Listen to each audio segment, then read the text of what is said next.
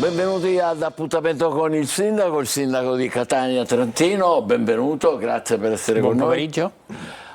Sindaco, io comincerei con una riflessione insieme con lei per questi fatti che ci hanno scosso molto, il femminicidio di ieri a Messina. A Roma abbiamo appreso quello di oggi e tra l'altro la notizia di pochi minuti fa è che Stefano Argentino ha confessato di aver ucciso Sara a Messina. E insomma, questa violenza di genere che non si ferma, sempre più uomini che non sanno reggere il rifiuto e purtroppo qualche volta tra le donne lo stalking che si sottovaluta, magari non c'è la denuncia. Ma direttore, è un tema che mi angustia anche perché ovviamente ho affrontato più volte professionalmente. Io fui difensore di parte civile nel primo processo, quello per l'omicidio di Stefania Noce, in cui in sentenza fu scritto trattarsi di femminicidio. È sempre un fenomeno che mi inquieta, che mi preoccupa, che mi angoscia, che deriva ovviamente da alcuni deficit culturali. Però io ho un mio punto di vista certamente sbagliato, perché è normale che se ne parli, è normale che in qualche modo si faccia e si amplifichi anche la cassa di risonanza per provare a modificare lo standard culturale degli uomini della nostra società, però talvolta temo che rispetto ad alcune condizioni di degrado morale diventa paradossalmente un problema il parlarne troppo, perché coloro i quali sono alla ricerca di notorietà, di popolarità, potrebbero anche sfogarsi in questi modi devastanti. Quello che dico è suffragato da un'esperienza che tutti ricordiamo, quella dei sassi dal cavalcavia. Sì. Nel momento in cui se ne parla un po' troppo, da quel momento comincia una sorta di moda. Ora, per carità, non voglio assolutamente banalizzare dicendo che si tratti di fenomeni di conformismo, ma certamente possono avere una loro spinta pulsionale il fatto che un soggetto in una condizione di deficit psichico, di instabilità emotiva, possa anche pensare che attraverso questo gesto possa accendere i riflettori su di sé. Comunque è chiaro che noi per fortuna abbiamo un associazionismo che fa tantissimo, un codice rosso che aiuta moltissimo le vittime e devo dire che sono degli interventi immediati e istantanei. Forse quello che diceva lei, forse alcune donne talvolta sottovalutano alcuni segnali che invece diventano preoccupanti alla luce di quel che poi accade. Parliamo di altro, Sindaco, qualcosa di forse anche un po' più leggero, ma non tanto. Ieri sono state chiuse le scuole, nell'ordinanza lei, o comunque nei social, ha suggerito ai giovani che restavano a casa a Catania, cioè non perdete tempo sui social, ma piuttosto leggete. Ha suggerito due titoli: Lo spazio urbano di Alessandro Barbero, che è un manuale di geografia e storia, ma anche di educazione civica, immagino le interessi esatto. per questo, e poi I ricordi, niente meno che di Marco Aurelio, meditazione e filosofia dell'imperatore romano. Come mai? Allora, il primo per il suo chiaro orientamento per l'educazione civica, era un segnale che volevo dare ai nostri ragazzi. Il secondo è un libro al quale io sono tanto legato, in cui mi riconosco non certamente per spinte imperialistiche, perché è un esempio, un trattato di come chi governa la cosa pubblica deve comportarsi, ecco, nel rispetto del bene degli altri, nel rispetto esclusivamente della comunità, della collettività, rinunciando ai privilegi, rinunciando a tutto quanto ciò di cui potersi fregiare per vanagloria personale e pensando solamente alla città che governa. E nello stesso tempo dà un sacco di esempi di vita per coloro i quali avrebbero bisogno di essere orientati verso il rispetto di norme, di buona educazione e nello stesso tempo di come si è bravi cittadini. Allora, questi sono i consigli del sindaco di Catania Trentino. I ricordi di Marco Aurelio, Lo spazio umano di Alessandro Barbero. Urbano o umano? No, chiedo scusa, lo spazio umano. Comunque Barbero è conosciutissimo. Veniamo a Catania, sindaco. A che punto è la vicenda di Corso dei Martiri? Ci sono novità?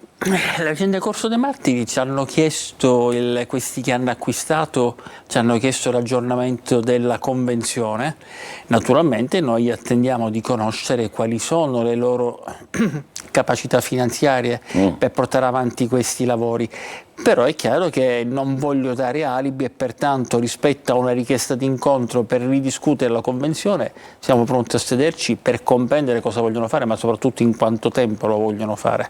Quindi sei in movimento? Sì, assolutamente, siamo in movimento perché ricordo sempre, è giusto non dimenticarlo mai, che si tratta di aree private su cui noi non abbiamo alcuno spazio di intervento. Quindi dobbiamo inevitabilmente attendere che il privato inizi l'esecuzione di queste opere. Non tutti i mali vengono per nuocere, direttore, perché io penso che rispetto all'ultimo master plan che era stato approvato con la convenzione del 2013, ove avessero cominciato, probabilmente oggi ci troveremmo in una condizione forse anche peggiore, cioè di una serie di opere edili iniziate e non proseguite perché non avrebbero avuto la possibilità e la sostenibilità finanziaria per proseguirle, perché si trattava di aree residenziali e aree commerciali che non credo che la città fosse in grado di sostenere. Quindi si tratta di rivedere il progetto alla luce anche delle mutate esigenze, perché può sembrare strano, ma rispetto al 2013 è un'altra città, è una città che ha bisogno di alberghi, è una città che ha bisogno, e questo l'ho chiesto personalmente, di un'area eventi che si possa collegare alle ciminiere, un'area eventi fino a 5.000 persone, in modo che possa essere Catania anche città per convegni importanti, perché nel centro-sud non esistono, e poi in tutte quelle voragini che vediamo si possono realizzare una moltitudine di parcheggi che ci consentirebbe veramente di fare a quel punto il grosso passo in avanti sul tema della mobilità. A proposito di Catania che cambia, Sindaco, le associazioni cittadine e i sindacati recentemente si sono riuniti e hanno chiesto più ascolto a proposito di urbanistica e del piano regolatorio della città che verrà, di Catania, che si muove appunto in evoluzione. Io non so a cosa alludano, nel senso che noi non solo ascoltiamo tutti, ma forse una delle cose che più esprimono l'impronta che ho voluto dare a questa mia sindacatura è stato l'incontro che ho avuto il giorno dopo il mio insediamento. Mi sono insediato il 5 giugno, già il 6 giugno avevo programmato e ho riunito tutte le associazioni per discutere di PUI. Dopodiché ascolto non significa recepire quello che ci viene detto, perché chi guida una città deve essere in grado poi di assumersi la responsabilità delle scelte. Ma questo è un no?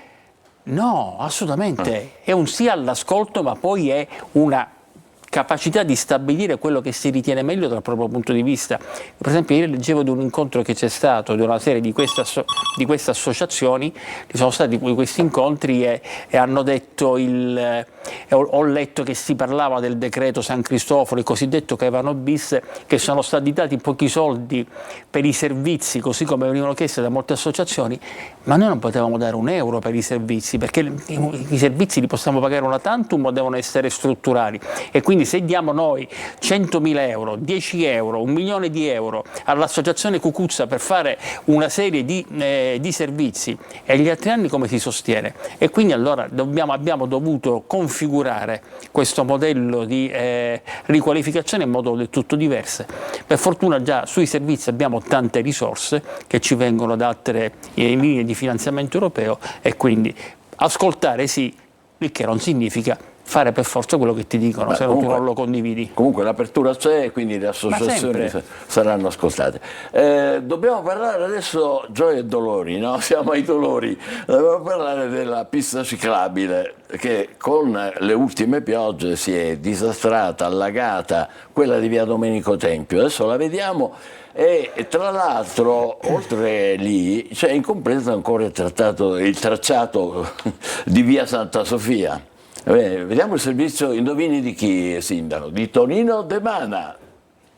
Allagata, disastrata, ad ostacoli con incomprensibili saliscendi a Catania. La pista ciclabile di via Domenico Tempio è un concentrato di pericoli, dove gli amanti delle due ruote fanno a gara, ma ad evitarla. Splende il sole in via Domenico Tempio, ma di ciclisti non si vede neanche l'ombra. Dopo oltre mezz'ora d'attesa all'altezza di Faro Biscari appare un ciclista spaesato e disorientato. È costretto a scendere per proseguire, il perché lo raccontano le immagini. Queste piste ciclabili vengono mantenute in maniera molto approssimativa, forse anche la progettazione ne è colpevole. Stare in una pista ciclabile e poi finire in mezzo alle macchine non è la migliore delle idee. L'altra pista ciclabile di via Santa Sofia è invece un cantiere aperto, dove però mancano gli operai. Non le manda a dire il consigliere comunale Graziano Bonaccorsi. Praticamente via Santa Sofia non si sa più nulla, è il silenzio assoluto, ma la cosa più grave, ripeto, è che in mezzo alla pista troviamo la rete, dei paletti di ferro insomma per delimitarla, ma tutto è stato praticamente abbandonato. Tempi di consegna non precisati per buona pace di chi si sposta in bici o per chi crede ancora in questa città alla mobilità sostenibile. Nel frattempo la pista ciclabile è diventata un parcheggio abusivo. Esatto, ci mettono le macchine adesso lì. Andiamo per ordine, su quest'ultimo tema ne abbiamo discusso l'altra volta, sono poi intervenuti i vigili, l'ho detto, li mandiamo periodicamente perché dobbiamo mandarli in una quantità infinita di siti catanesi in cui non vengono rispettate le regole, e periodicamente andiamo a fare contravvenzioni anche per questi qua che mettono le macchine nella pista ciclabile. Per quanto riguarda... si diceva è ferma praticamente di Santa Sofia. Sì, io francamente non conosco lo sviluppo dei lavori perché non riesco a stare dietro a tutto. Su questo qua c'è il vice sindaco che è anche assessore alla mobilità e sono certo quindi che oggi nel momento in cui gli chiederò informazioni me le saprà fornire in termini esaurienti. Per quanto riguarda quella di via Domenico Tempio, intanto non ho capito il riferimento a stravaganti saliscendi, se è un problema fare quel piccolo pendenza di 7 metri e neanche, beh allora dovremmo cominciare a preoccuparci su tante altre cose. Le pozzanghere erano enormi. Le pozzanghere è un altro discorso. Per quanto riguarda le pozzanghere, io adesso non so perché l'ho vista là se si tratti di un errore progettuale, se si tratti di altro tema, però mi piacerebbe anche che si fosse un poco più propositivi, perché rispetto alla realizzazione di un'infrastruttura che contrariamente a quel che si dice, è vero ci sono stati pochi ciclisti finora, io la vedo sempre più percorsa da tanti pedoni e voglio vedere poi alla prova dell'estate che cosa sarà. Poi tutte quante quelle condizioni dissestata del faro Bischeri è un altro discorso. Intanto però su uno dei temi, quello per esempio dell'allagamento di via Domenico Tempio, proprio oggi mi hanno presentato il piano finanziario per realizzare delle caditoie che andrebbero finalmente a eliminare il fenomeno del trattenimento delle acque, che non dipende dalla ciclabile ma è un problema vecchio di decenni. Sono delle immagini su YouTube che riproducono la via Domenico Tempio allagata anche prima che ci fosse la pista ciclabile, però cominciamo a guardare anche quello che stiamo facendo.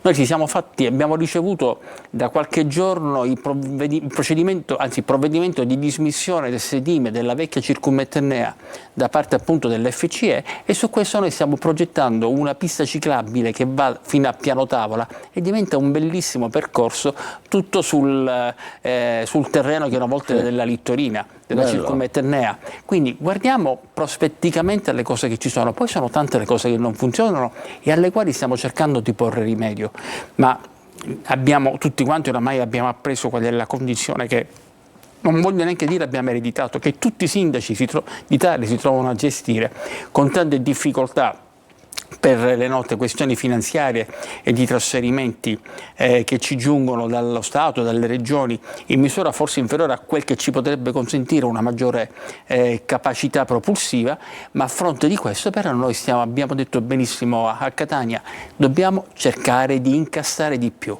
e ci stiamo allora spingendo su questo versante, dobbiamo essere più bravi noi piuttosto che chiedere agli altri di fare di più per noi. Se tutti provassimo a essere più bravi allora a quel punto evitassimo di chiedere agli altri che cosa fare, allora questa città la possiamo cambiare. Lei sa naturalmente che come organi di informazione noi rappresentiamo l'opinione pubblica deve anche... Direttore, se tutti fossimo più bravi non mi riferivo certamente, mi riferivo ai catanesi, quindi a quelli che posteggiano sulla pista ciclabile, a quelli che lasciano i rifiuti in questo modo, a quelli che posteggiano in seconda fila, a quelli che rimangono indifferenti alle regole, a quelli che prima si lamentavano del fatto che non vi fossero vigili urbani, ora quelli stessi si lamentano che ce ne sono troppi e ci sono contravvenzioni. Così non può andare. Quindi abbiamo ottenuto dal sindaco un encomio al nostro Tonino De Mana. Mai.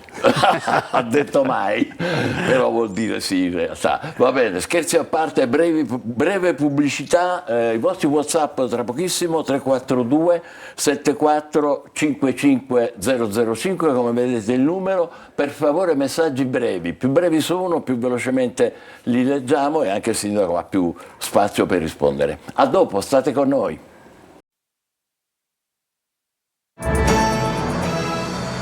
Bentornati all'appuntamento con il sindaco di Catania Trantino, che cortesemente ogni mercoledì risponde alle vostre domande in diretta, come in questo caso. Vediamo subito. Allora, 342 74 55 005 per i WhatsApp. Vi prego per favore di essere sintetici. Vediamo se già qualcuno è arrivato.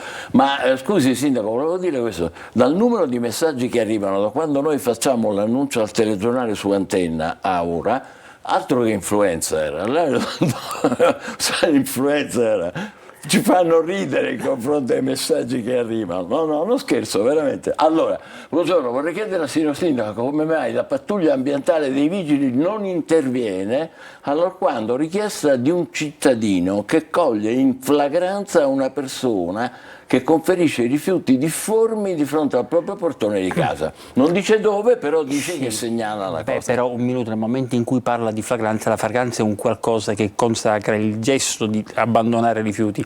Naturalmente se uno vede un cittadino in flagranza, il tempo che chiama i vigili e che poi eventualmente possono intervenire passa un certo tempo, perché non sarebbe in flagranza, ma questo conta poco. Certamente sfuggirebbe alla possibilità di essere intercettato dalla polizia ambientale, però voglio dire che noi, irrobustendo gli organici, stiamo facendo molte più contravvenzioni, ma come sempre dico non sono sufficienti. Io proprio questa mattina ho mandato a Roma una scheda che mi aveva chiesto il governo, con cui provo a sollecitare una cosa di cui spesso abbiamo parlato, e cioè dire degli interventi che siano più dissuasivi. Mi riferisco alla possibilità di disporre il fermo amministrativo delle macchine che vengono impiegate per abbandonare i rifiuti, fino anche alla possibilità di sospendere o addirittura revocare il reddito di inclusione a chi dovesse essere colto all'atto di abbandonare i rifiuti. Ci sono delle resistenze politiche normali, perché sono dei segnali forti. Però io ho spiegato a Roma, con le forze di cui dispongo e con i mezzi di cui dispongo anche di natura normativa, non posso andare più di così. E allora, visto che abbiamo provato con la comunicazione, con la persuasione, con l'educazione, a chi ancora insistiamo, a chi ancora continuiamo, c'è bisogno di uno shock, e lo shock si può ottenere nel momento in cui tu incidi sul patrimonio. Attendo di sapere da Roma se... Ma ha ricevuto qualche risposta? Fermo amministrativo delle auto e revoca del reddito di inclusione. Sì. Naturalmente non alla prima violazione, ma eventualmente si può fare una diffida, in modo che si mette in moto il cittadino e gli si dice stai attento, perché la prossima volta te lo leviamo. Vediamo ancora altri messaggi, per favore. Buongiorno, via Carmelitani, da un mese AMTS, l'azienda dei trasporti pubblici, ha ripristinato il divieto sosta, ma ancora non sono iniziati i verbali. Non vediamo vigili urbani e la gente continua a sostare indisturbata, grazie anticipatamente. Via Carmelitani, sindaco. Il divieto di sosta, che poi è un divieto di fermata, l'abbiamo noi ripristinato a seguito delle segnalazioni che sono giunte qui, a dimostrazione di quanto sia utile questo servizio per i cittadini. Naturalmente se noi mettiamo il divieto di fermata, poi ci devono essere dei comportamenti conseguenziali da parte nostra. Ricordo sempre che noi dovremmo nell'arco di 30-45 giorni assumere i nuovi 100 vigili urbani, e quindi avremo una maggiore dotazione che sarà sempre insufficiente rispetto al fabbisogno della città, ma che comunque ci consentirà di andare avanti. Però siccome abbiamo apposto il divieto di fermata, ora magari chiederò una maggiore attenzione da parte delle pattuglie, anche di MTS, perché lo possono fare pure loro. Perfetto. Grazie anche per aver sottolineato il valore di un programma come questo. Vorrei chiedere al sindaco se c'è in progetto di ripristinare la fermata metro Porto. Sarebbe utile per molti catanesi e anche per quei turisti che uscendo dal porto si trovano spaesati. No, mi dicono quelli di FCE che non è possibile assolutamente ripristinarla, però credo che sia un falso problema, perché la fermata comunque si trova a 500 metri da lì. Se noi pensiamo a tutte le città che hanno la metropolitana, diciamo che il camminamento per 500, 600, 700 metri è assolutamente fisiologico. Per quanto riguarda i turisti che si trovano spaesati, come scrive il nostro teleascoltatore, noi stiamo effettuando un intervento che dovrebbe andare in gara tra poco su via Porta di Ferro, quindi sulla Civita, in modo che i turisti abbiano un camminamento protetto, privo di auto, in una zona anche più bella da un punto di vista di decoro architettonico, che li spinge da un lato verso piazza Cutelli e quindi via Vittorio Emanuele, e dall'altro verso piazza Duca di Genova o Cardinale Pappalardo, come la si voglia chiamare, e pertanto Palazzo Biscari e Duomo. percorsi, mi scusi se non troppo, con ovviamente cartelli che indicazioni. Sì, assolutamente, è naturale. È naturale. Perché quello che esce qui anzi, addirittura immaginiamo anche accompagnamento da parte degli studenti, secondo alcuni. Sì, è una cosa che mi auguro verrà carina. Beh, ma davvero, estremamente carina. Bene, la vogliamo vedere in atto. Quando è previsto il ripristino della corsia stradale di Piazza Roma, lato Sant'Euplio? Da mesi chiusa al traffico. Mi ha chiamato l'altro ieri, oggi è mercoledì, sì, l'altro ieri, il presidente di Sidra dicendo che stanno intervenendo loro perché devono effettuare loro il ripristino. Quindi presumo che ci voglia poco. Adesso io materialmente non so se devono andare in gara, non conosco la dimensione dell'intervento e quindi se possono dare un affidamento diretto devono andare in gara. Da questo ovviamente dipende, se c'è l'affidamento diretto lo possono dare alla ditta Tizio che subito comincia, se devono andare in gara ci vorrà un pochettino più di tempo. Vedremo. Allora, 342 74 55 005, fioccano i messaggi. Signor Sindaco, buongiorno, bello lungo questo, cercate di essere più brevi per favore. Dopo varie segnalazioni, adesso ci rivolgiamo a lei per poter avere effettuata la potatura degli enormi alberi e l'abbassamento dei pali della luce in via Pirandello. Abbiamo avuto sempre promesse, ma sono passati anni e la sera siamo al buio totale e attraversare è pericoloso. Per piacere, constati personalmente, la sera i residenti ringraziano per il suo intervento. Siamo in via Pirandello. Io non so se possiamo abbassare i pali della luce, devo capire in che misura la potatura degli alberi incida sull'illuminazione o se veramente comunque oramai sono arrivati a un'altezza che di fatto non ne consente l'adeguata irradiazione per le strade. L'ascolterò il consiglio di questo gentile teleascoltatore, mi ci recherò sperando che fra le mille cose non mi passi di mente, mi ci recherò per avere idea. A quel punto, se veramente diventa un problema l'altezza dei pali della luce, proverò a capire con Enel che tipo di intervento si può fare. Però ecco, mi piace dire, non voglio io promettere questo e quest'altro. Per quanto riguarda gli interventi di potatura abbiamo in atto una programmazione.